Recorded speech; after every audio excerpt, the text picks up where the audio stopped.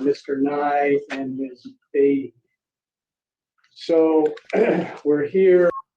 This is an open case. You probably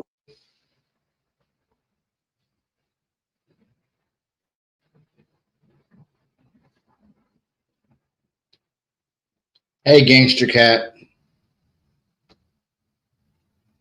know we had a closed hearing this morning, and that was necessary because that was related to the grand jury, which is secret. So that's what that was all about. I'm assuming that you've all seen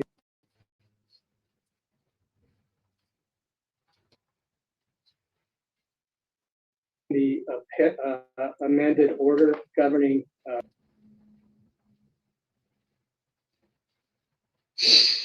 courthouse and courtroom conduct.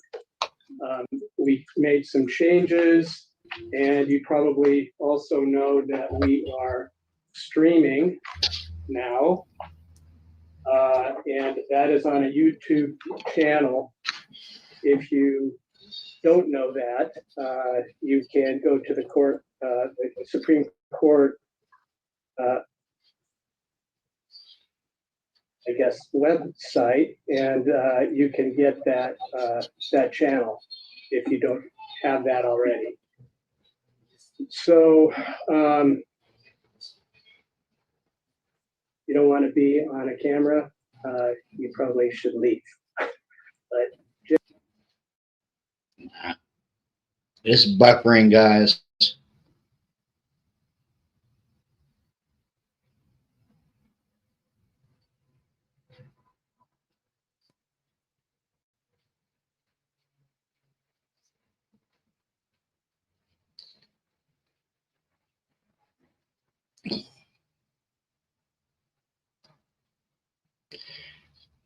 Yeah, their streaming is so wonky. It's not even funny. We can't see very well farther back in the courtroom. So just so you're aware of that. So today we are addressing reconsideration of the order denying motion to dismiss the indictment, and that order is focused on the claim of inaccurate instructions to grand jury. Also coupled on that is the potential for permission for appeal for interlocutory order. So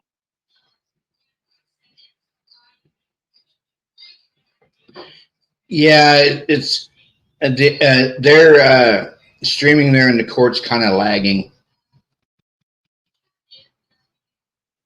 And a stay of proceeding in the case. I think that's all the preliminary. So, Ms. Taylor. Mr. Logston will be arguing, Your Honor. Okay, Mr. Logston. Your Honor. I'm going to, I guess, be succinct since we argued almost the very same thing this morning. But in essence, what we're asking the court to do is to give us the court's blessing to take up the issue to the Idaho Supreme Court. I think the court has noted that it's certainly an interesting issue. The Idaho Supreme Court does have a rule that essentially lays out that this is to be done in very rare circumstances, important issues where people may disagree and that may make it more orderly in a particular case. Our argument is that for this case to exist, the indictment needs to be valid. If there's something wrong with the indictment, that's something that certainly should be addressed. We're also concerned about the fact that there is case law that says that if this case goes to trial, issues with the indictment may become essentially mooted by that and would never be answered. And there's relatively little in the way of case law in Idaho in the last 20, 30, 40 years. And so without permission to appeal, we may never get an answer on this. And certainly that's very important to Mr. Kohberger, because whether or not there's a valid indictment in this case is going to decide whether or not he sits here and whether or not a trial should occur, et cetera. One of the major issues is whether or not that's going to have an issue with the timeliness of this case. And my understanding is that's going to be the next argument that comes after this one. And so we believe if a trial is set out as far as we think it ought to be, that an appeal at this point won't disturb where we think a trial should occur in any case. And in any matter, this isn't our attempt to achieve some delay. This is our attempt to make sure that our client is getting due process at every step in this case, and that nothing is being left, no stone left unturned. Thank you, Judge. Thank you, Mr. Logston. Mr. Nye? Thank you, Your Honor. I want to start with the rule that was just referenced. It's Idaho Appellate Rule 12, and it governs interlocutory appeals. And the criteria in that rule set out two factors the court is supposed to consider. The first is whether or not there are substantial grounds for difference of opinion. And on this particular issue, as the court stated in its order, the standard of proof for grand juries in Idaho has been consistently probable cause for at least 3 decades. That doesn't sound like substantial grounds for a difference of opinion. And in fact, the defense conceded in their opening brief on this issue that, quote, the whole of modern jurisprudence on this issue is against this novel theory that they've raised. So they haven't met that first factor. The second one asks whether an immediate appeal may materially advance the orderly resolution of the litigation. And I have not yet seen in their briefing or heard in their argument any path forward for them in which winning this appeal materially advances this litigation. I think if we're all being honest with ourselves, a trial in this case is going to happen. And the question is when. And if we send this case up on appeal, even if the defendant wins, the law clearly allows for us to bring the case back, even if the Idaho Supreme Court goes out on a limb and says, you're right, the standard of proof in a grand jury should be beyond a reasonable doubt. We could use a normal complaint and probable cause hearing in front of a judge. So it would be the same standard yet again, and we would go in a whole circle, basically resetting the case to be where we're at today. We need to get to a trial in this case. And that brings me to my final point. I'll also try and keep this short. There are secondary factors that the Idaho Supreme Court has looked to in addition to that rule, even when those first two factors are met, to decide, is this actually the case that we want to take an interlocutory appeal? And my read of those secondary factors is it's really asking, like, what is the effect of this appeal on the litigation and on the parties and those involved? And I would just like to point out to the courts, under the rules, this is Idaho Appellate Rule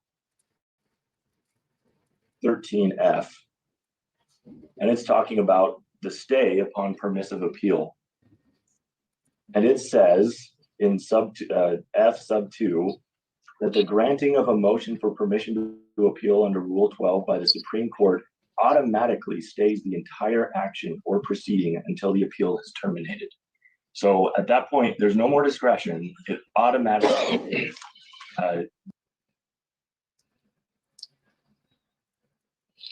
Yeah, I know. Exonerate BK. this case hits the pause button. But more than that, Your Honor, it continues and says, and during that time, the district court or administrative agency shall have no power or authority over the action or proceeding. We're not just talking about a stay in the proceedings. We are talking about this court losing its power and authority over this case while the appeal makes its way through the appellate process. That is going to cause significant delay.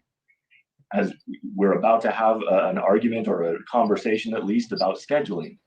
And there is a lot that needs to be done before this trial happens. And this court will have no power to address those issues if this case is pending on appeal. Now, in full disclosure, there are some exceptions to that rule, but it's the exact same exceptions that apply to an appeal as of right after judgment. So it's things like you can change the sentence, you can sentence the defendant, you can change bail, things like that. But for discovery, we've had the genetic genealogy issue that's still out there. We're working and making progress on, but pause button on that, pause button on discovery, pause button on change of venue, pause button on motions about experts and who can say what. It would significantly delay this litigation, which brings me to my final point, and that is I don't want to lose sight of the fact of the seriousness of this case. We are talking about a quadruple homicide. Under Idaho's law, not only are those who were killed victims, but every single one of their immediate family members is a victim. And in this state, in Idaho, our victims have a constitutional right to a timely resolution of the litigation. We are already quite a ways out. And the idea that we would hit the pause button and take power away from this court because there is a interesting issue for the Idaho Supreme Court to address is not something that this court or any court should tolerate. It's time for a trial, Your Honor. Thank you. Thank you, Mr. Nye. Mr. Logston? Why? Judge, once again, we believe this to be an important issue, and Do you guys think this should go to the appellate court? getting a glance, at least from a higher court, rather than being tucked away and forgotten. Let me know in the The chat. outcome that is to come. As the state undoubtedly knows, trial won't put an end to this case. This case will go on for 28 years if they do actually achieve a conviction. So the idea that somehow we're running towards something and that's going to do anybody any good from their standpoint is, I think, false. What we're trying to do is make sure that the things that occur in this case are done correctly. And if you want to talk about how long things are going to take, get some stuff wrong and then see how long it all takes. We're asking that the court would give us permission to go and see if the Idaho Supreme Court would be willing to weigh in on this particular subject.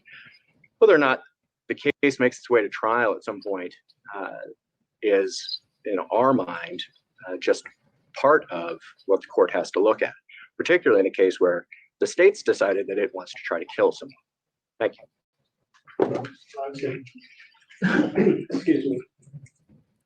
Well, first of all, this is a reconsideration of the order relating to dismissing the indictment, whether or not the standard for proof on a grand jury is probable cause or beyond reasonable doubt.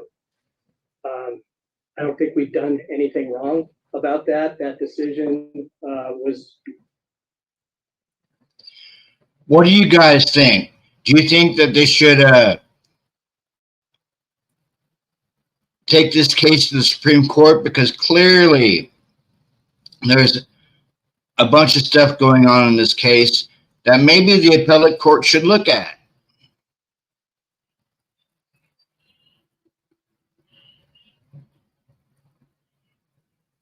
Put out quite a while ago. It's rooted in well-settled law, and I think it was correct. Supreme Court, I guess, could turn that around, but that is doubtful in my opinion. We went through Idaho Constitution, statutes, case law, criminal laws, and really common sense. So I feel quite confident that that was a correct decision. So that established that it is well established that the standard of proof for indictment in the grand jury is probable cause, not beyond a reasonable doubt, which is the standard for trial. So putting that aside, now we get to this permission to appeal under Rule 12. So, excuse me, let me just get this in front of me. So The criteria for permission to appeal, this is in Rule 12 of the Idaho Appellate Rules. First of all, it's very, very rare in case law for such an appeal going to the Supreme Court. It does happen, but it is rare. And the court has established this criteria. And I'll just read this part of this. The issue needs to involve a controlling question of law as to which there is substantial grounds for difference of opinion. Again, in my opinion, and based in all the law in Idaho that I've found, is that there's not a difference of opinion about what the standard for the grand jury is. So the defense is making that argument. I respect that. I don't agree with that, but that's where this is. I don't see a difference of opinion throughout the state about what the standard is for grand jury determining an indictment. But this also has a second component. And this is something that Mr. Nye really focused on, is which an immediate appeal from the order may materially advance the orderly resolution of the litigation. And I'm very concerned about delay. And I think that if we send this to the Supreme Court, that it's going to add delay. Mr. Logston is correct. I mean, this is a complicated case. It could take a long time, longer than any of us want. But I think that would add additional delay. As I said, I'm already concerned about that. We're over a year. Could be another year. I'll just let you all know that. Now, even if the Supreme Court takes up this appeal, or I deny it, and I'm going to deny the permissive nature.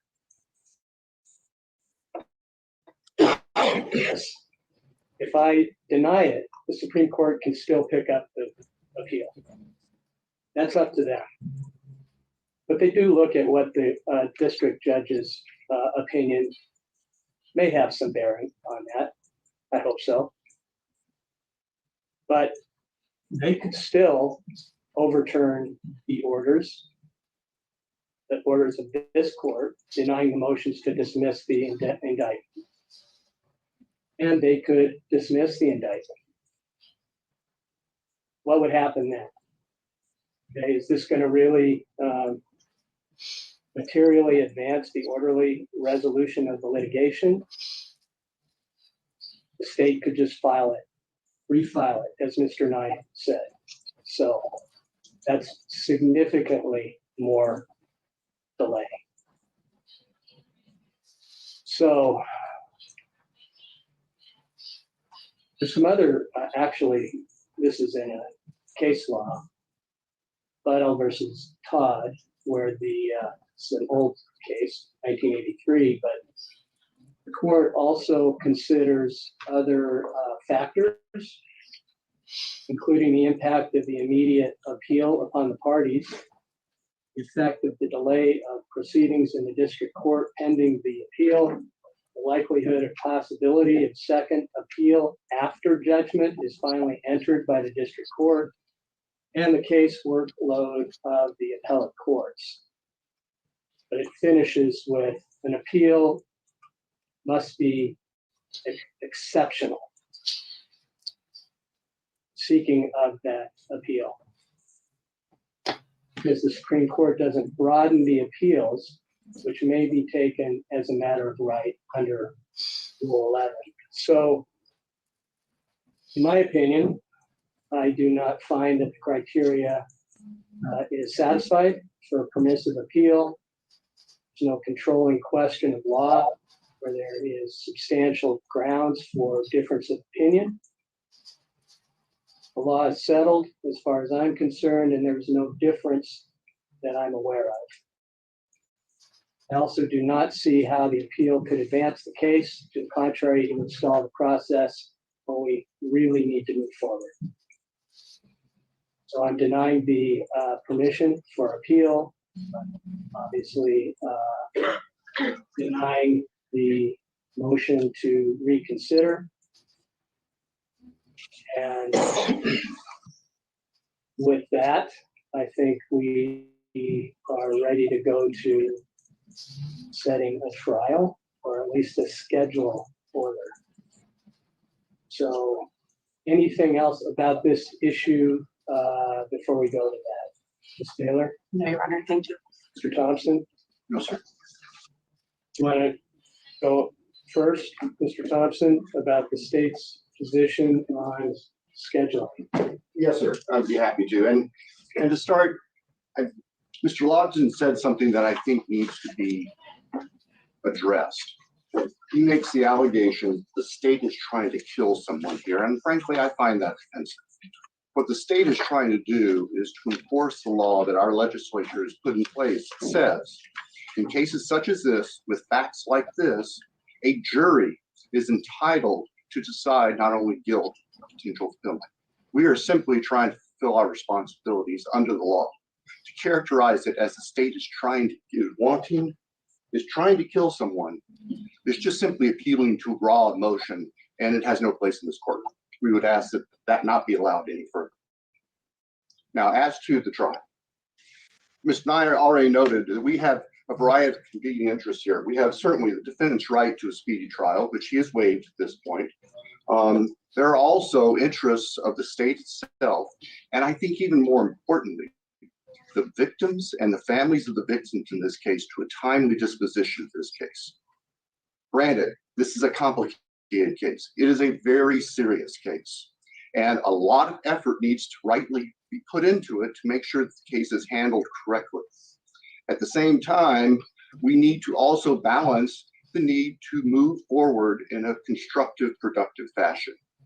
When the state filed our motion asking for a scheduling order and trial date, which was a little bit over a month ago, we proposed the summer of this year. And at that time, at this time right now, we believe that we could be prepared for trial summer of this year. We realize defense has factors and considerations they want Your Honor, to take into account, and certainly we want to afford them that opportunity. I will say, though, that, and that we touched on this in our motion, in our request for the scheduling order, that given the nature of this case, if we are going to try this case effectively with minimal unnecessary harm or disruption to our community, it should be done during the summertime. And I say that because right across the street there is Moscow High School that shares parking all around the courthouse with everybody else who's going to have an interest in this case and being here. And we've already encountered the conflict between those interests. We can't sustain that for weeks and weeks on end. That's just not fair to the students. It's not fair to the school district. It's not fair to the media. It's not fair to anybody. The other factor is, as Your Honor knows, we have two universities, part of our community. And during the academic year, we have graduations, we have numerous sporting events and other university-related events that essentially consume every available hotel or motel room within miles. This case is going to involve bringing in people from out of state, numerous witnesses from out of state who will have to be put up in lodge. And we would submit that that's going to be unnecessarily complicated. Now, what numerous witnesses is he talking about? Is he talking about Dylan and Bethany? Somebody in the chat let me know.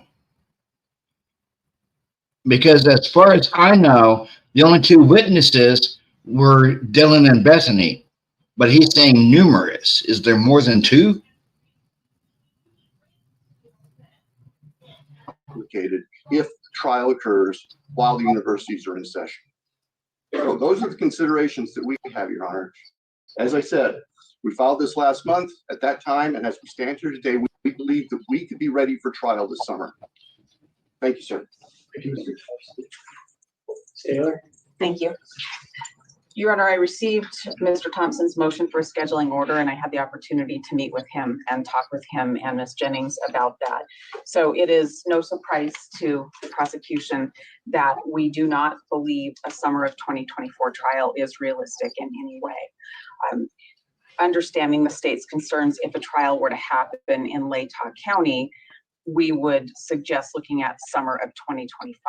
However, counsel and the court's aware that our intention is to file a motion for change of venue. That hasn't been filed yet because we're not ready to have that heard yet. There's work that has to be done to present to the court and counsel in support of that. So that's just for the court's information.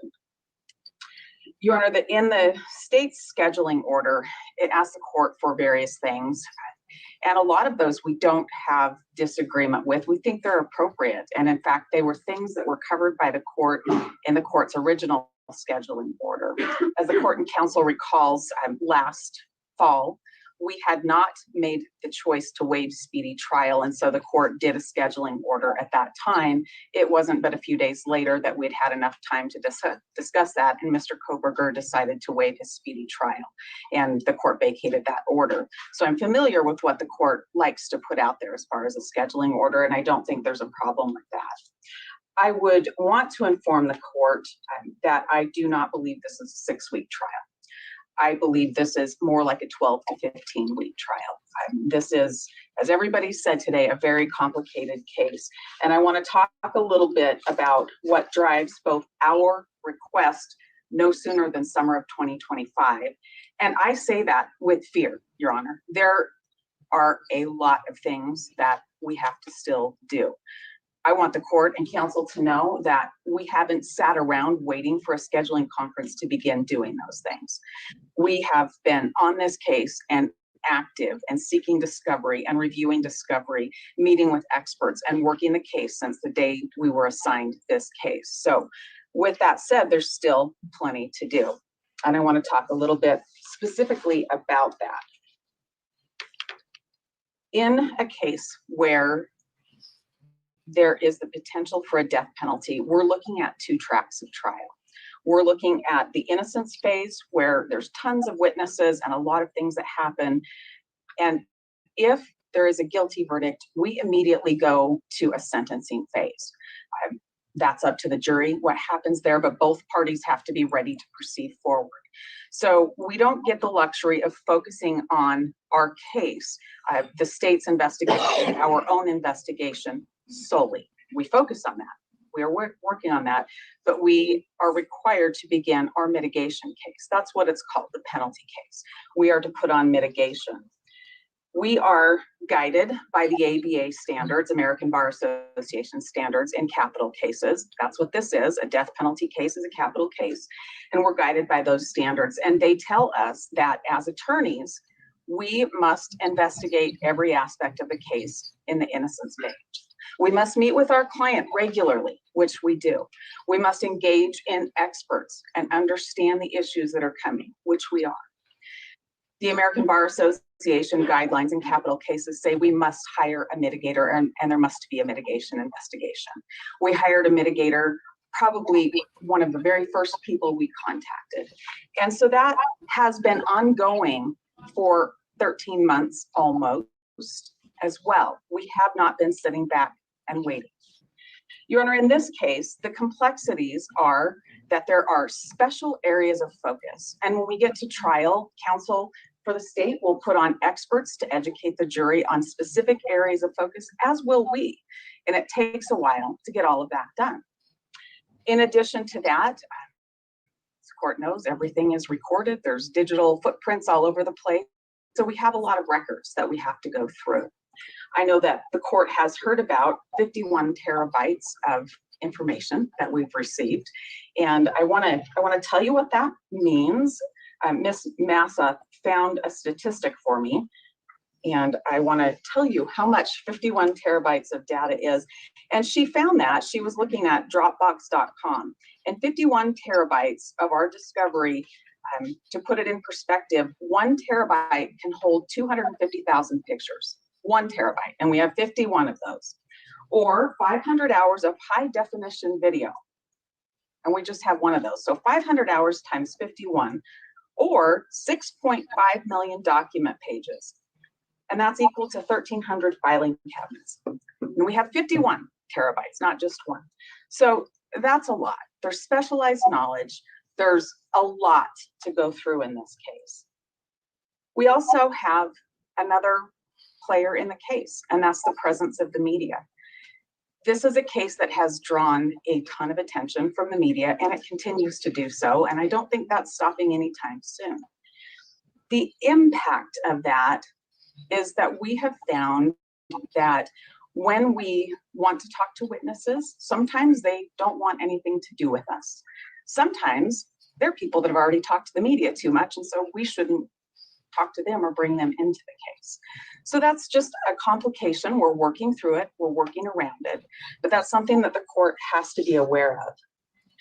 I want to let the court know that there are over 400 potential witnesses in the innocence phase alone. I personally and my team have talked to less than 10%, well, less than 10% of those witnesses. In the mitigation phase, our mitigation expert has been actively working the case. We've all been working alongside our mitigation expert. There are still well over 100 people left to try to contact and try to interview. And let me back up and explain what we do with mitigation. We are to learn Bryan's life story. We are to go all the way back to before he was born and learn his life story. We have to be prepared to talk about that in different ways. But it's not just a life story. We're required to go 3 generations back on each side, mom and dad. The court can imagine that there are a lot of documents that must be collected and examined and reviewed so that we are aware of things that we would need to present to our jury if we ever got to that phase. We have had a lot of trouble collecting documents. Sometimes it takes a court order to get documents. Sometimes documents are missing. Sometimes they're very old and you have to piece things together. We're working through it, but I want the court to know it takes some time for that as well. There are records yet to be obtained that we need in both sides. There are still experts yet to be hired that we need to find an expert that has the right expertise and will work on the case with us. We do have several, we're working with them, but there are still more that need to be found. And then let's come back to the discovery. I want to talk about some of the difficulties with discovery, and I want everybody to know that I am not disparaging the state when I say this. I'm describing a complication, a challenge, probably one that the state shares. In this case, we began asking for supplemental discovery in February of 2023. We had some initial discovery, and then we started looking at it and asking for other discovery. We are up to our 11th request for discovery, and there's, I think, 250 items total with subparts to that. The state will respond to us. They're not ignoring us. I'm not saying that at all. There's just a lot out there. But this is complicated because the discovery that we receive, the materials, there's videos, there's interviews, there's police reports, there's photographs, 13,000 photographs that come in, and they are not indexed. So you get a discovery file and there's tons of sub-files, and I believe this is the way the state's getting it too. And I believe this is complicated because we have multiple law enforcement entities that have been working on the case, and I believe they filter discovery through one of the entities and then it gets to the prosecutor. And I think they're hurrying as fast as they can to get the discovery to us. So I think they're giving it to us as they get it. But there's no indexing in it. So you must open each of those files and see what you have. And you might have police reports in sequence, and then you might not. And you might have photographs, but you don't know which officer took them. You can tell where they are, but you don't know which officer, and you don't know what day because the officers were in that residence multiple times. So that's complicated to try to match all of those things up. There are things that we've asked for that have taken, it's just taken a long time. The court knows we've had motions to compel, and we've had some pretty lively debates about what certain things that we should have and certain things that they don't want us to have for other reasons. Those things take time as well. We don't have complete discovery. I don't think the state has complete discovery, but we definitely don't have complete discovery. I'll give you a couple of examples. There is a video that's a really important video, and we early on received some of it. And we are still waiting for the complete of it. The court would know from our 11th discovery request that there's still outstanding portions of that video that we need to have. And I think the state's working through it, trying to match up video and sound together for the completion, the full several days worth of video. But there's not even an estimated day when we'll get that. And that is critical for us to review and hear all of that. So that's an example, Your Honor, that is not us saying we just don't want to go to trial, we just want to drag our feet. That is us saying there are critical things that we don't have. I am very concerned about expert reports. We have a draft of one, the CAST report. The court had ordered that we receive the CAST report. It's a draft. I don't think the state has it. I don't think they're sitting back on it, but I don't have that yet. And there are completed materials all over the place like that we just don't have.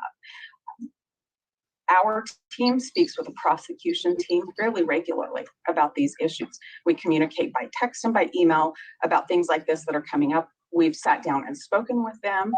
They're very open to talking to us, but this just isn't a closed deal. There has to be a deadline on discovery. There has to be a target date where that ends. And then there has to be time to make sure that we've read every piece of it, watched all the videos, looked at all of the photographs, and know where they came from. A few months from now is not a sufficient amount of time to do that. There is no possible way I can even read or watch everything I have now or react to things that are still coming in if we're to have a deadline in time for a summer of 2024 trial. There is no possible way that I would be effective in my investigation, in my presentation to a jury, if I don't have the state's expert materials ready to give to my experts and then get them a report to respond to. There is no way that I am effective assistance counsel if I haven't looked at every bit of discovery that's available. Recently, Your Honor, as recently as January 4th, we received discovery that contained over 9,000 tips that law enforcement had obtained. And we've had this isn't a new issue. I think the court's heard about this before. We've had bits and pieces of tips, and they've come in and we've reviewed them. But the 9,000 new ones we received January 4th, those were closed out in October of 2023. And I don't think the state sat on them. I think that's an example of the process that they close them out so they can give them to us, but they go through other agencies before they get in the prosecutor's hands to give to us. I have to read every one of those 9,000 tips. There are things that matter to us in our innocence phase that have come up and been done, and I have to read them and appreciate them and react to them and see what's there. That's the duty I owe to Bryan. That's his right for effective assistance of counsel, to have me do those things. Your Honor, summer of 2024, it's impossible for us to do it. Our team constantly meets, we constantly work. We are on this. This is our priority. Bryan's our priority, but we are not going to be ready in June 2024. Your Honor, I want to also talk about some of the other deadlines. One of the things in the state's motion for scheduling order had to do with the alibi defense. And as the court remembers, we had made some submissions and we needed more information before we could do anything more complete. We're still in that circumstance. But when the court vacated its scheduling order last fall, that was part of the scheduling order that was vacated. So the state asserts in its scheduling order that our time has expired, and that just can't be, because the court didn't carve that out and say, I'm going to vacate everything but this. So we'll need a new date, but I'd ask the court to be really mindful of the other information we need. We need the cast report. We need other information of things that past agents and other specialists with the FBI might have done with cell towers and records. And I don't have all of those yet. I have some. And the state has pointed me to places that they believe I have more that maybe I missed in the discovery, and I'll look at those. But I'm going to need some time to do that. I wanted to let the court know as well, because the court's going to be considering a scheduling deadline for 12B motions. I want us to have a clear picture before we have that deadline. And the clear picture that I'm concerned about is the state's pathway of how Bryan Kohberger comes to their attention and is identified. I've read that PC affidavit over and over and over again, and I'm not sure. Over a year into this case and everything I've read, and I've spoken with our team, we're not sure how the state decides on Bryan Kohberger. I know different pieces, but I don't know where they fit together. And the more work I do, the less I know about how they fit together. And that is critical for us to assess 12B motions. So while the court's doing deadlines for discovery, I need the court to have something with the 12B keyed on when I have full discovery. I also think it would be appropriate for the court to allow windows to file additional motions based on later disclosed materials too. I think we'll just keep getting materials until the court sets a deadline for it to be cut off. Not anybody's fault, just the magnitude of the case. And so I think that would be something appropriate for the court to set as well. I think that covers it. Thank you. One more question. So Sure. I understand this. I mean, I'm aware of amount of disclosures already. But do we need a whole nother year after this summer? I mean, can I help everybody by having tighter deadlines to make things happen faster so that we can get this trial sooner? That's a tough question. If the state says you have everything, and I believe they could say I have everything they have, but I know there's other things out there. I know it based on responses to discovery. If I had absolutely everything, all their experts' reports, I would still need a period of time to read and understand that. There's not a shortcut for the amount of time that it takes to go through everything. There's just not a shortcut for that. Having a deadline for discovery helps me. It just does. Having a deadline for expert disclosures, that absolutely helps me as well. I have the concerns of discovery that's not yet made available. I have the concerns of the time it takes to review all of the materials. And I have the concerns about the limitations we're finding with people being willing to talk to us, both for the innocence phase and the mitigation phase, should we ever get there. I have significant concerns. We're working on it. If you could say, everything's going to go according to plan, I'm going to give you these deadlines, and all of the materials will be in the state's hands so they can give them to you, and the records you need will be given to you when you ask, and the witnesses that you need to speak with won't slam the door in your face. If you could tell me that, then I would say I could be ready by March of 2025. And that's me saying I'm going to spend every possible hour on Mr. Kohberger's case, which I've been doing and which I'm willing to continue to do, and so is the rest of his team. But my problem is that's best case scenario if we don't run into problems and delays getting records or getting people to talk to us. And if the next calls I make on the experts that I don't have yet secured, if they say yes and they're ready to go and have time to take it on, that's best case scenario. I'm nervous telling you I'll be ready by summer of 2025. I'm nervous telling you that. Thank you. This is priority for everybody, and I want to be realistic about it. I don't want to set it more than once. I only want to have one trial, one time, so it doesn't come back. We can only predict the future so much. I only have so much power. So I'm relying on counsel deeply. So let's go to Mr. Thompson and see what you have to say about all this. Just getting things ready for trial. Ms. Taylor is not understating the amount of work that's involved in this case, Judge. I think that's fair to say, and there's more information that continues to be developed. It's kind of like you ask one question, you get an answer, and that leads you to another question. I know that Ms. Taylor and her co-counsel and investigators are encountering that. We are trying to provide things as quickly as we can, and she's right. There are delays in with the multiple agencies getting everything together. The tips, for example, were part of a nationwide tip line that needed to be completely shut down before we could get all the tips that were in it. And so that's why it took so long with these 9,000, I didn't count them, but there are thousands and thousands of tips, most of which are out there, but you're right, most of all of which need to be looked at to see if they have any potential relevance to the case.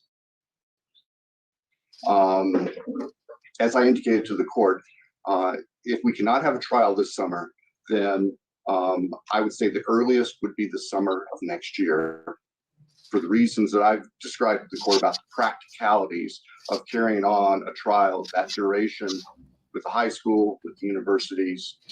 We need to be realistic about being sure that we can get our witnesses here. We'll have something to put them, that there won't be undue interruptions in the community that could cause issues with the community's perception of the trial proceedings. I'm not quite sure what else I can offer. You're making some kind of argument that changing venue, but I know we're not arguing about that. And, I don't think that's going to change anything, Judge. When this case has national, if not international attention. This spring, I was at Association of Council of Counties board meeting in McCall, and there was more news every morning from Boise on this case than we see up here. Every doggone morning. I have friends in this community who have traveled to Mexico, and they say, we're from Moscow, and immediately they want to talk about this case. It's not Moscow, it's not Latah County, it's everywhere. So I don't think that a change of venue is going to solve any of these problems. And the state's position on venue is that the case should be held here. It's a Latah County case. We believe that we can select an appropriate panel of jurors from Latah County. We have the tools to work with that we've discussed with Your Honor. In fact, we already have a fairly comprehensive draft juror questionnaire to send out so that the court and counsel can assess the level of knowledge and the feelings of the potential jury pool. But we think that we at least owe Latah County, the people of Latah County, the attempt to seat a jury here first, and not just rely on, there's been a lot of publicity. There's been a lot of publicity everywhere. The only place I've heard that there wasn't publicity is in Lewis County. Somebody was talking to a court clerk down there, and they happened to mention co-location, said, what are you talking about? So if we want to change venue, I guess we could go to Nez Perce. Kind of small. It's kind of small. Lodgings aren't very good as far as a lot of lodging. But I think that is a practical observation on this case. It's not just here. It's not just Moscow. It's not just Latah County. Thank you, Mr. Thompson. So you're saying, you're looking at this realistically and the amount of information, evidence, non-evidence, that you might be looking at summer of 2025? I'm saying that could be where we end up, Judge. I am still concerned about the victims and their families. I mean, they have suffered for well over a year now with a lot of uncertainty. And that's painful. It's an everyday reminder. And they need some certainty and they need some closure in a timely fashion. But we know we also have to make sure, as Your Honor just said a few minutes ago, that we only do this case once. That it doesn't come back on appeal, that it doesn't come back for subsequent things saying that somebody made a mistake. We want to do it right. And the factors are in front of Your Honor. I think that you're certainly in a good position to make the best decision. It's a decision that pulls me in two different. I appreciate that, Judge. Yeah.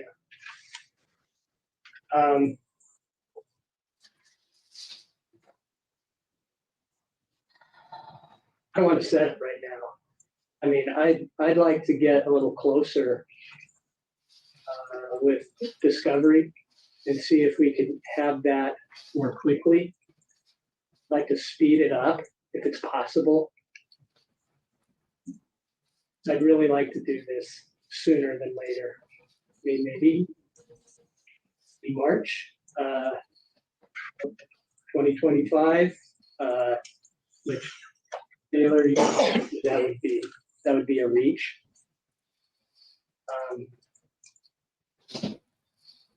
I just want to let it percolate a little bit. I know everybody probably here, including counsel, want to direct a certain date. But when you're talking about a date so long in the future, potentially, maybe we can get to a point where we can move it more quickly. I'm not going to just let it hang for too long, but it's really hard for me right now to set something in 2025, even though that might be just the reality. And I know that there's lots of other issues to be addressed. I know there are going to be a lot of motions. Going to be a lot of motions about the death penalty as well.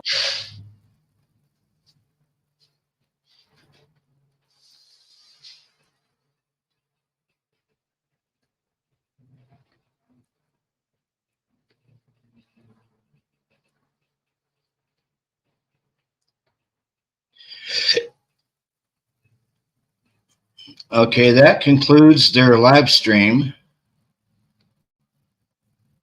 Let me see if it's playing somewhere else.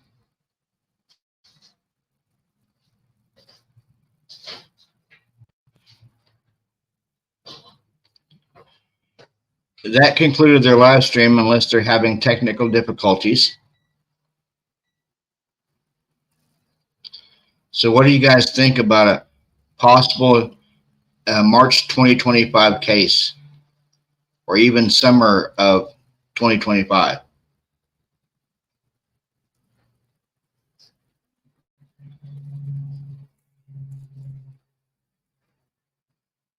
Yeah, I think they're having problems because he wasn't done talking.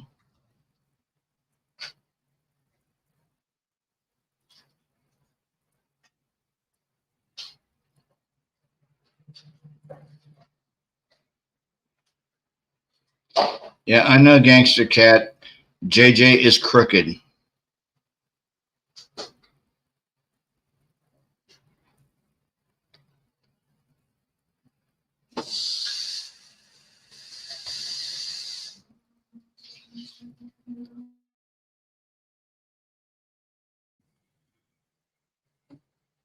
So what did everyone think about the change of venue on the case and the possible moving the case out until either March 2025 or summer 2025?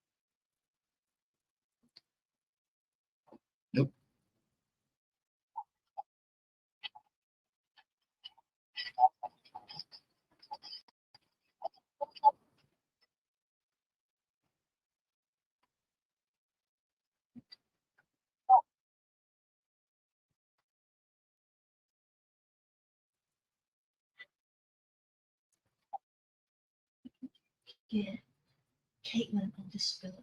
You didn't have to have a lawyer.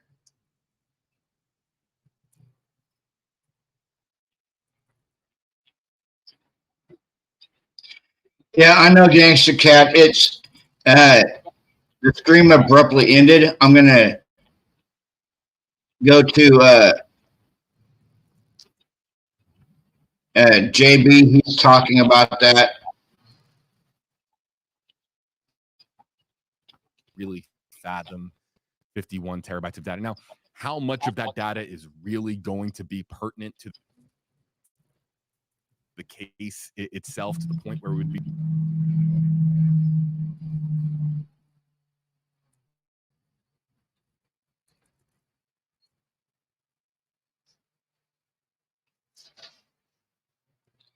presented in a court of law, and how much of it would just... Yeah, I know Ann Taylor don't seem to get anywhere, but at least they settled on either March 2025 or summer 2025. That puts it out just a little bit.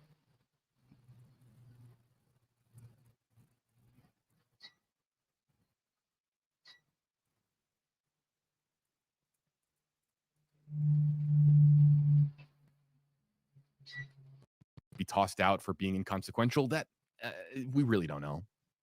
We really don't know. But 51 terabytes of data to go through, to comb through what is needed for trial and what is not needed for trial, that's utterly massive. Now, you hear here that in the case that that there are doubts as to whether or not this could be actually done in 6 weeks, that there would be expert testimony that would require special areas of focus. They were talking about the massive media presence in this case. You heard the prosecution talk about how you can go anywhere, and people, if you talk about just the name Idaho right now, you just say Idaho, and it immediately just puts people into a frame of mind regarding Bryan Kohberger and regarding the 4 victims, Kaylee, Maddie, Ethan, and Xana. Pretty staggering to hear that that the defense has only interviewed 10% of witnesses, that there are more than 100 people left. And I'm trying to scroll here on my tablet. There we go. That over the course of this, the defense saying that we need to learn Bryan's life story, that it would go back 3 generations to really understand, and that perhaps, you know, again, getting into the concept of familial DNA, and really DNA is probably going to be a very much a core focus in this case. To hear about this piece of video, anybody catch this? I'm gonna look at my stream chat. You guys hear about this video? There's some video that Taylor referenced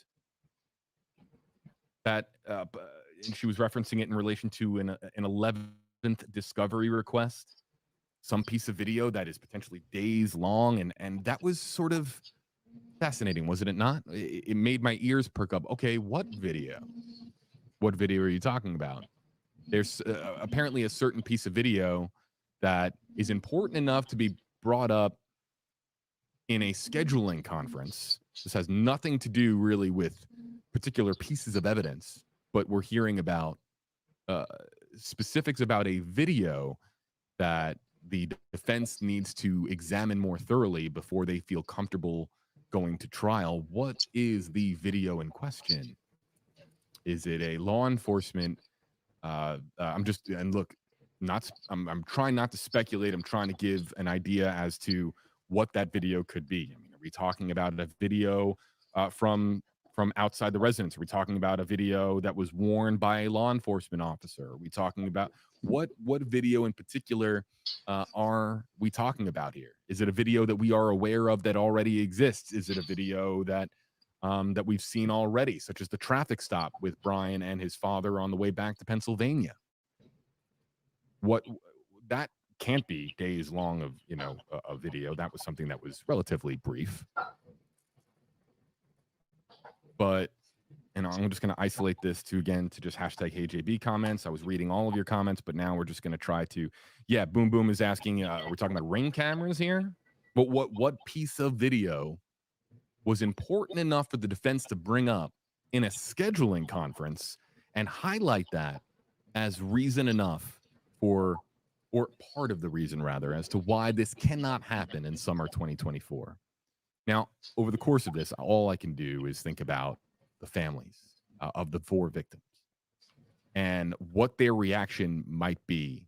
And you heard Judge being very cognizant of the families of the victims. They absolutely, of course, this is part of our pursuit of justice here. Whether Bryan Kohberger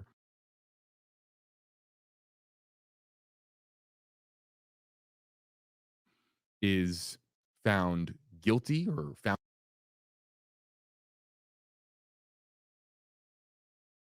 to be innocent,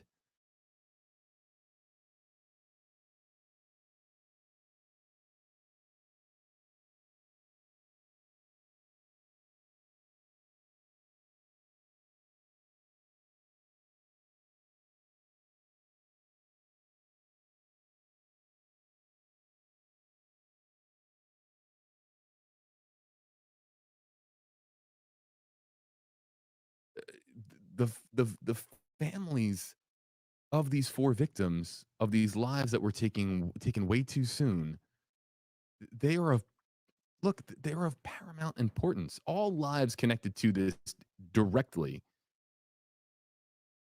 of paramount importance. So, look, we have covered this extensively enough to know that the Gonzalez family is undoubtedly going to react to the concept of, now I get that there's a gag order, I understand that, but the idea of a 2025 trial, when we have now been at this for more than a year, it's been more than a year since we have been covering this, that's just but not surprising, because we've talked about it on stream previously.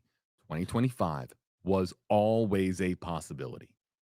They don't want to impact the high school. They don't want to impact the university. It brings a massive amount of attention to a small town. If I can guarantee you, I know them well enough. If I were to have Emily on, or Peter on, or any of News Nation's legal correspondents on, any attorney that has been following this case, they are going to tell you the start date is somewhat consequential in that, look, both sides just need to be ready. Okay. Before the bell goes ding, ding, both sides need to be ready for trial. And given the mountain of evidence, it's not surprising in the slightest to hear the defense argue for more time.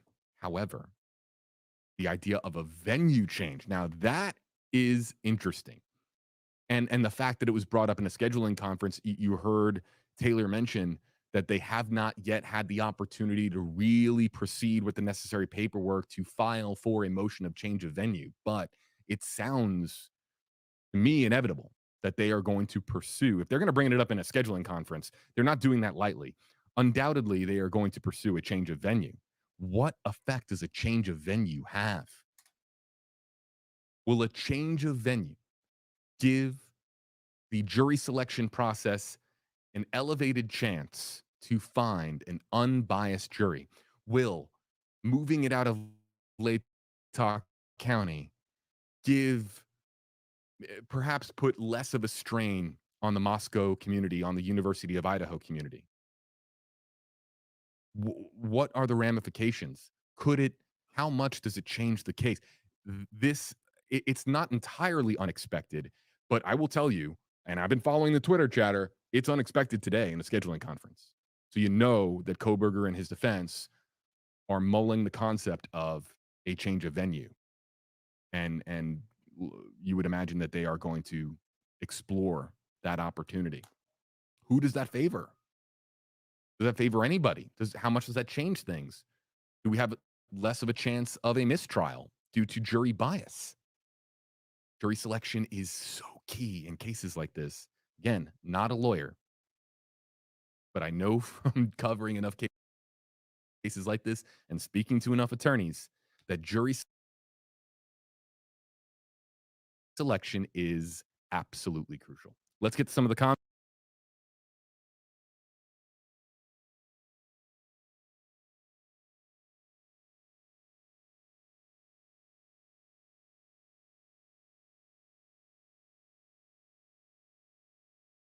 I'm just going to start to bring in hashtag KJB comments. Everyone, your reaction to a potential change of venue, your reaction to this potentially going back to 2025, March, or even the summer of 2025. What does that mean?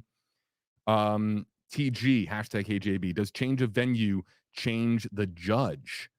That's an excellent question. And I don't want to speak. I think I know the answer to this question, but I don't want to speak out of turn. And I will get an answer to this at some point.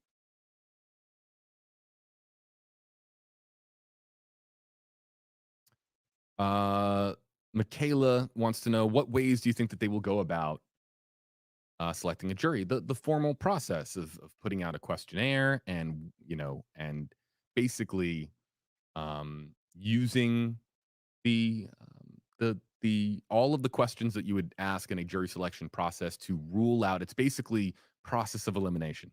You are starting with a very large pool of people. Well, look, it's a relatively small county in Idaho. We got to call it what it is. It's a small county. Now, it's not small as some other counties in Idaho, but it's not the same as doing a jury selection in a major metropolitan area. So you start with a pool, and then you very gradually sort of eliminate people and you're trying to get down to a core number of jurors that are basically the most qualified and least biased to determine the fate of another human being, the legal outcome of this case. Sammy, does change of venue have effect on media coverage? Do certain venues allow more media than others and vice versa? Absolutely. Yeah. I want to agree with Enton. Enton put it out on Twitter. I want to agree with him. He was pleasantly surprised by the quality of the live stream. I think that we probably could have done. I don't think that we needed to have the two people on the bottom of the screen. They were just kind of staring into space. Well, not into space, into their screens, but did we need to see them over the entirety of the Zoom call? Probably not. But look, the audio quality was excellent. We didn't have any signal drops. Okay. And it was the front section of the courtroom, a wide shot. You were able to see Bryan Kohberger, even though he was probably at 20 by 60 pixels. You're not talking about a whole lot of real estate there, but that was what they wanted. The bottom line is that we were able to see the courtroom. We were able to hear the arguments. We were able to ascertain for ourselves as to whether or not we fall on this side of the argument or the other. So first off, let's just start with talking about the fact that that we actually had a legitimate courtroom feed to use for our intents and purposes. Now, if you move it to a change of venue, yes, all of that changes now. There's absolutely you're talking about a different courtroom. You're talking about a different camera setup for better or for worse. You just don't know. Will it have an effect on the number of media, the volume of media, the amount of national and international attention? In my opinion, being a member of the media, absolutely not. No. It doesn't matter if we go to insert county name here, Idaho versus Latah County, Idaho. Doesn't matter. Media is going to make it.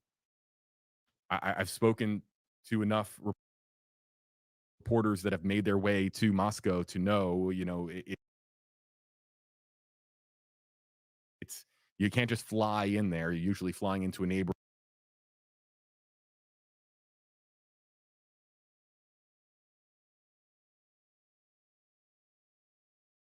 airport, driving over. It's not going to make a difference whether they tell their GPS to go to Moscow or some other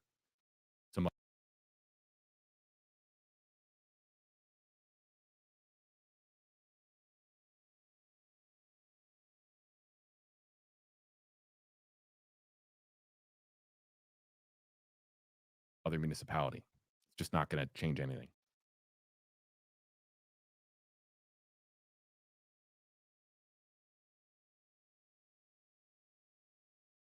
Alexia, will the trial be public on TV? Well, it'll be on live stream. TV is just kind of a format now, for the most part, for things to be summarized for you after it has happened.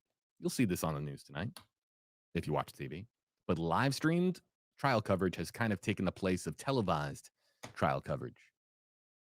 A television station can choose to. I like the SpongeBob picture, by the way. I wasn't expecting SpongeBob on the stream today. It can absolutely be televised on broadcast, but it's just not. Yeah, privilege. There is no mods on this channel. I've kind The of way that live streaming is got done burned out of is mods, especially with my last one having a psychotic break form in of the media. live No, chat not really. and You'll turning on probably me on see her channel.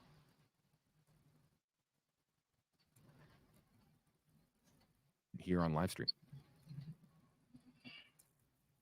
A blue star. Bailey says, #KJB, when will the judge make his decision on trial date? Now, I think, did he say a couple months? Did I overhear that, or did my earpiece deceive me on that? Help me out, mods. Or an audience, did you guys hear that? Was it a couple of months that he said, or did he kind of leave it more open-ended? But based on the pattern of decision-making thus far with Judge John Judge, you're probably looking at a decision closer to summer 2024. The fact that he's not making the decision today pretty much means that the chances of a trial this summer are significantly decreased, no? If he renders his decision, let's say April 1st, and he says, okay, no, I've actually decided we're doing the trial this summer, in 6 weeks, you're going to have the defense is going, their minds are going to melt because of the fact that they would have had several months to prepare rather than just 6 weeks. So chronologically now, when he makes his decision is significantly impactful. If he comes to a hasty decision and says, nope, I'm thinking about the victims, it's all about the victims for me, doing it this summer. Okay, well, then you have maybe potential. Thanks for the thanks for the super sticker, privilege.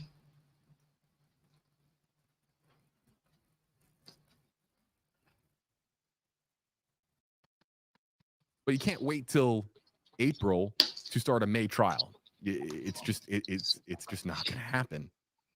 So Judge John Judge not coming to a decision today, and you could see him there. He was thinking about it, but he said, he ultimately said basically that he wasn't going to come to the determination today that he's going to need to basically sleep on it more than one night. Basically means that this appears to be getting punted to 2025. Also, we asked the big question at the beginning of the stream, right, with Emily. We asked, does Bryan Kohberger want a summer 2024 trial? Does he? No. The question was definitively answered today. Bryan Kohberger and his defense want no part of a 2024 trial. They are still combing through evidence. They are still very much as they claim to be, in the infancy of discovery. 10% of witnesses interviewed? Got a long way to go. And also, conducting interviews with witnesses is not that takes you don't just do that in a day. If you have more than 100 people to interview, if you did one every day, Sunday through Saturday,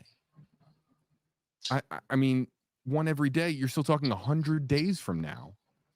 And then you would still need to put it all together and then strategize for trial.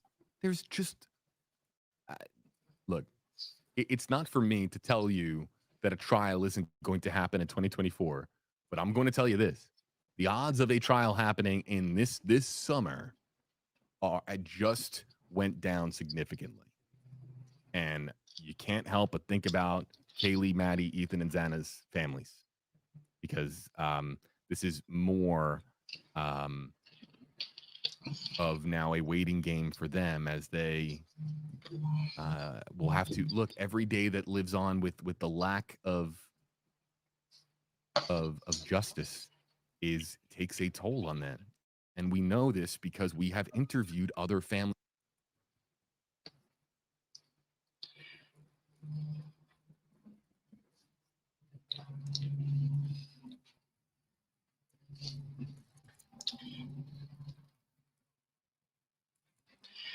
Who's the guilty host? Privilege.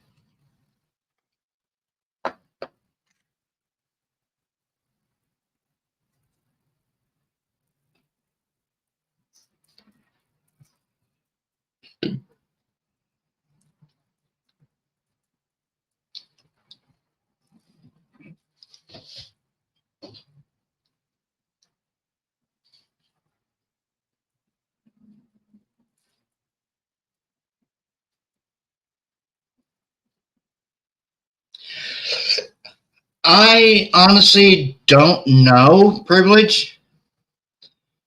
But this is huge. Going from his supposed summer 2024 trial to now possibly extending it out another year to either March of 2025 or summer 2025. This is not going to set over well with the families.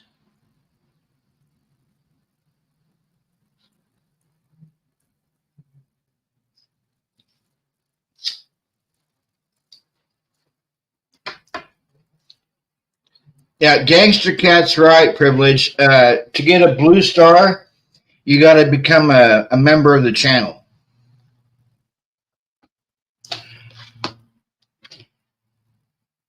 I mean, that today was like a bombshell being dropped by Ann Taylor, stating that they're not going to be ready by summer 2024. They want it for a whole other year later.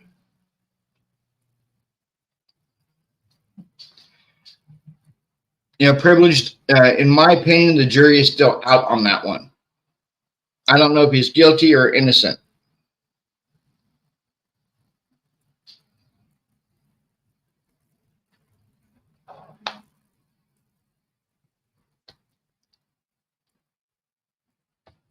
Members in other high-profile cases that will tell you that they want answers, and we are, after today, potentially further from answers than we are closer to them. All right, back to questions and comments. Yeah, the judge said 2-3 months. So look, summer looks to be a faint possibility now.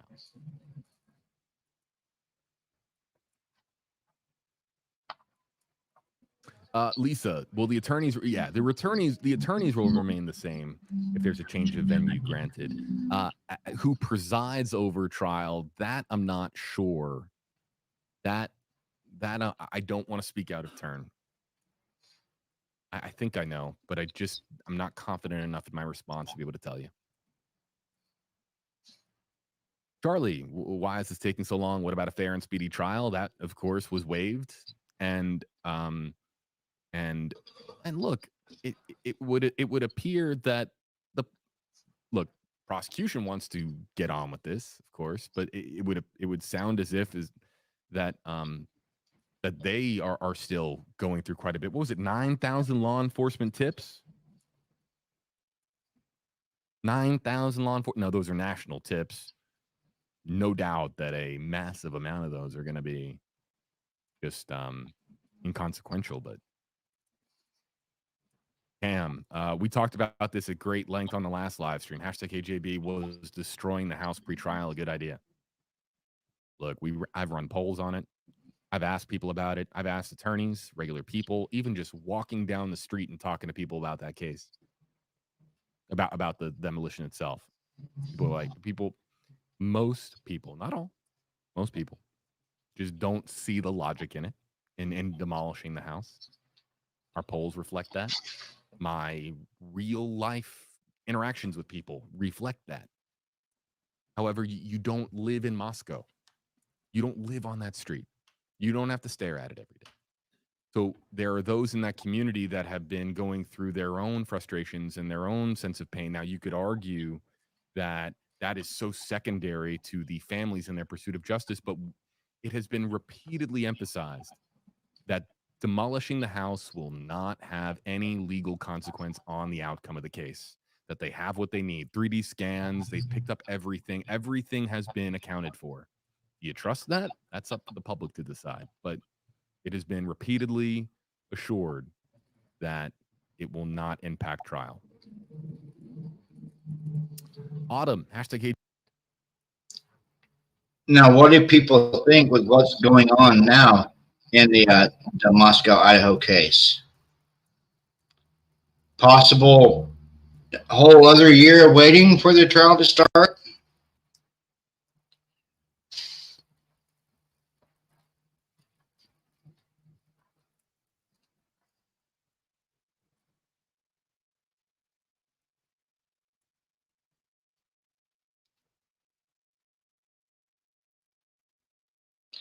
Yeah, I know, Gangster Cat, not guilty in your opinion.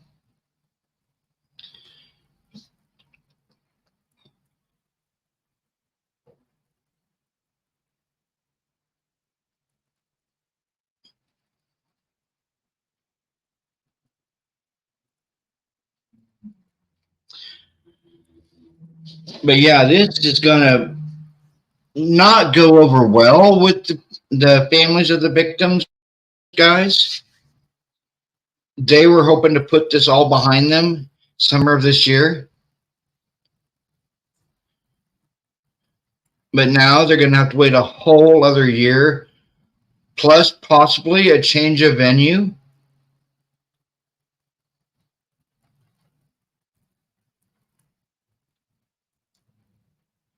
And like the prosecutor said, the only other county there in Idaho that has never heard of this case is Lewis County.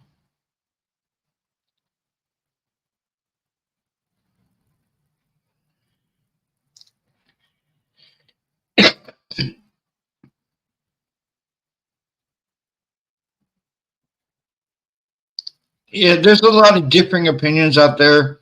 I mean, he could be guilty, he could be innocent. No one really knows but him.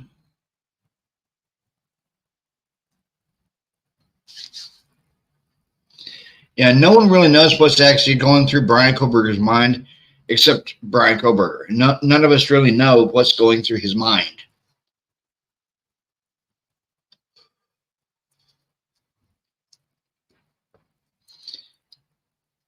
And then the judge's feed just cuts off right when he's in the middle of talking.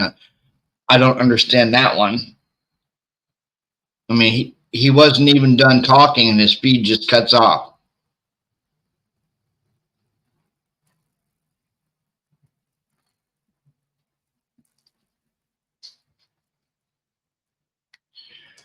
But he's maybe back in a couple of months. Yeah, it could have been an accident.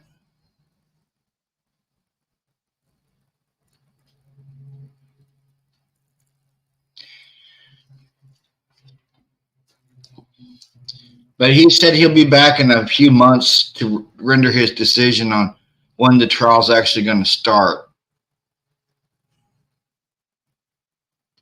It was going to start in March 2025 or summer 2025. I just feel sorry for the victims' families. I mean, it's been 14 months since the tragedy. And there's that gag order on the case, which is not going to be lifted, more than likely. But then you have them saying today, Ann Taylor, oh, we're not going to be ready for trial in summer 2024. We want it for summer 2025. And then apparently there's going to be 400 witnesses in Bryan's defense on his innocence,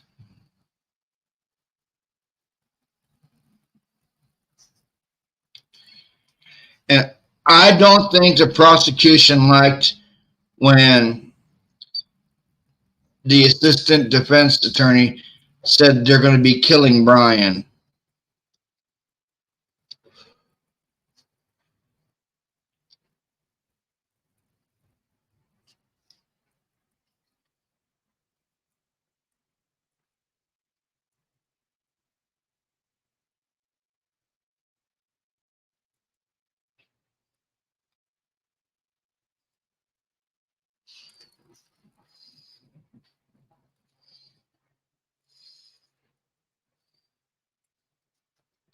Yeah, he didn't like that one too well.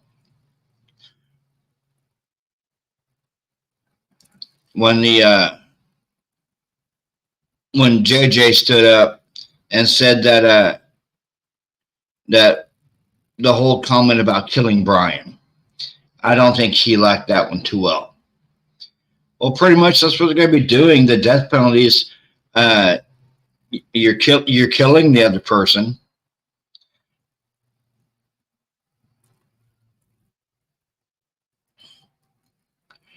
And in Idaho, you have a choice of lethal injection, and if they don't have the chemicals for the lethal injection, they stick you in front of the firing squad.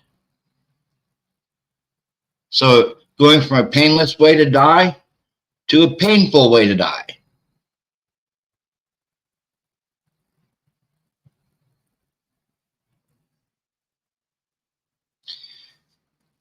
And I honestly believe that when they were talking about killing Bryan,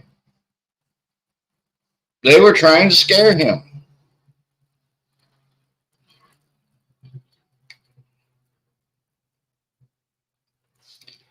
Personally, I think lethal injection, some people say it's inhumane, but lethal injection is the more humane way to put somebody to death. Because all you do is you just go to sleep. That's it. You go to sleep.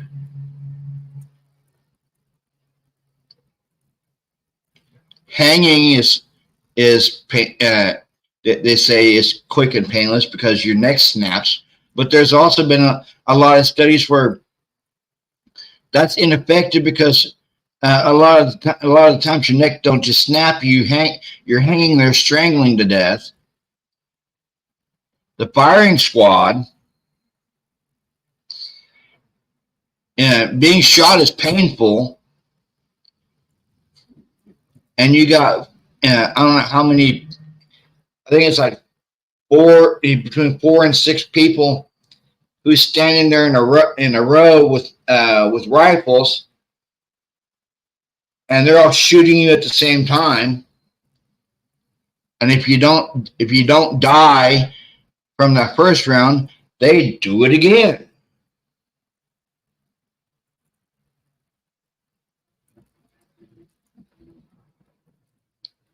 So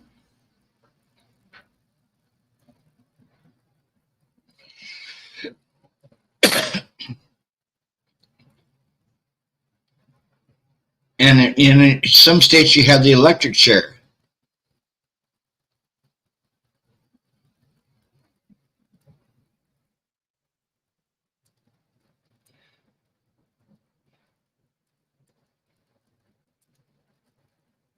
And of course, the electric chair, I mean, you're in agony as you're being electrocuted.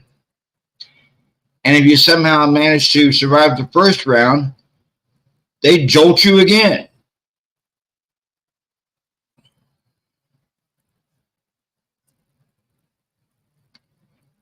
I mean, I got to give it up to JB from.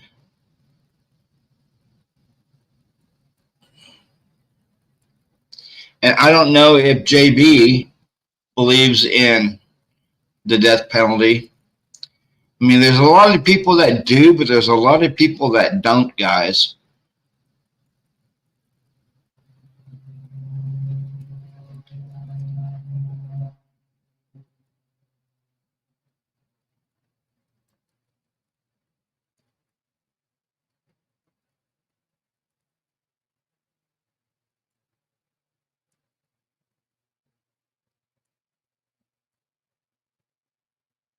I don't know if JB believes in the death penalty.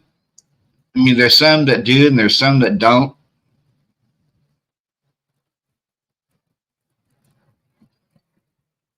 I'm going to wrap this live up, guys.